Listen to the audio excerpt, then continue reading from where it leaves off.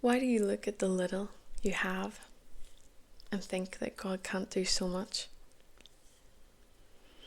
Why do you look at your life in such small terms and think that it can't be anything bigger than what it is? Why do you imagine that you are so small of a person? Why do you think that you are not enough to use? You see, God only needs one. He only needs one.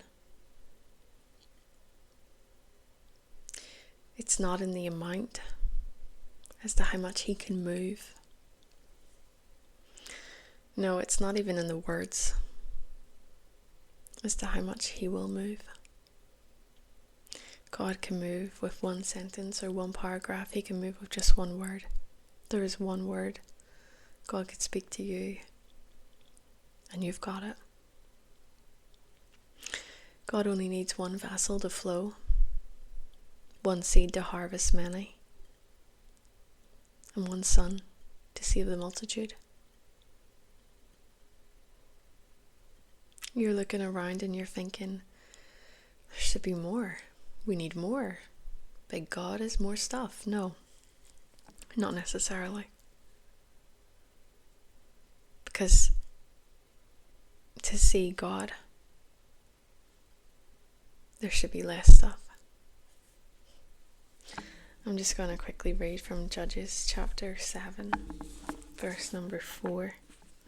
But the Lord told Gideon, there are still too many. Bring them down to the spring, and I will test them to determine who will go with you and who will not.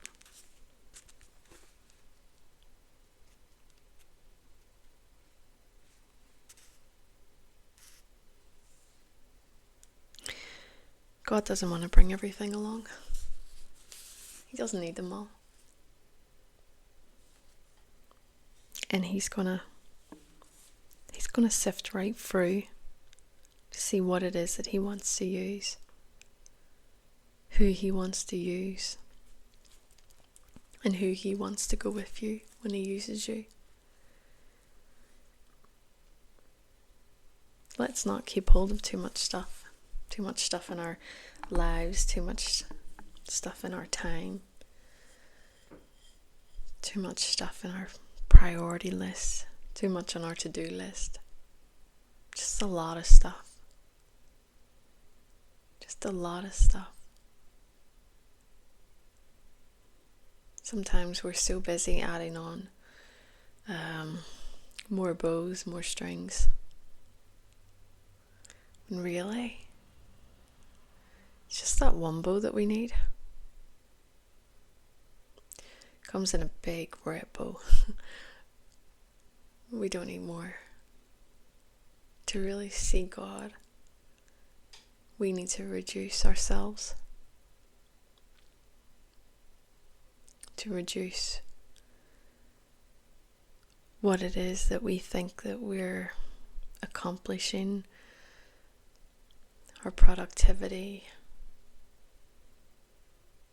We need to reduce our expectations of ourselves.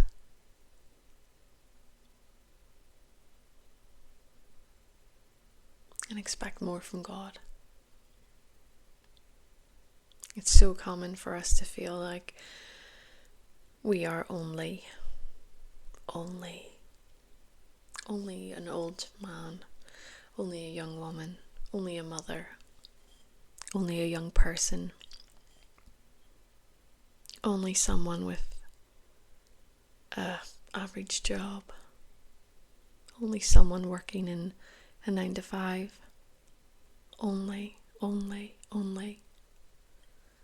The widow said, I have only a little oil. See, God wants to turn your littles into so much more. But it can only be done through one. He wants to do it through one.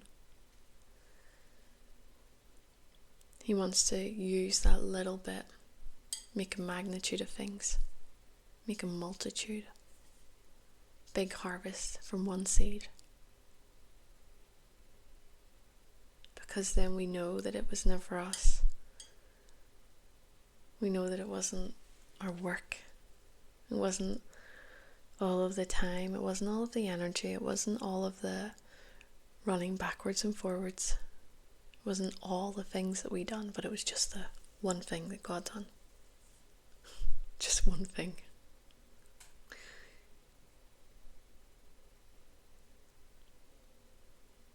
This reminds me actually of Genesis, where the angels, or potentially angels, or God met with Abraham. And Abraham said to them, let me get you something small, just a little. Just sit down and let me get you just a little bit of something to eat. And when they agreed, he said to Sarah, get us a cake. We need some cakes. We need some cakes. You see, what is so small to God is so big to us. And what is so big to us is so small to God. Oh, wow. Yes. Genesis 18. I did not know this. Genesis 18. My Lord, verse 3.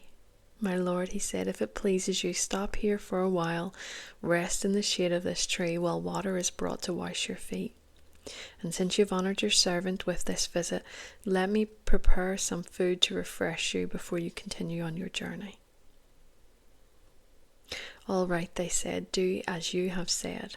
So Abraham ran back to the tent and said to Sarah, hurry, get 3 large measures of your best flour, knead it into a dough, and bake some bread.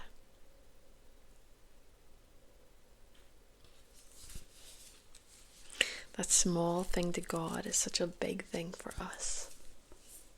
Big things for us are small things to God. I think that's something that we all need to remember. He will do exceedingly above and beyond. And what can our anxious thoughts do? They will not add on 1 cubit of height.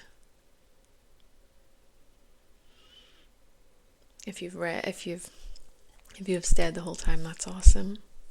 And it would bless me. Leave me a bread symbol or cake symbol. That would be cool. So God bless you, and I hope you have a great day.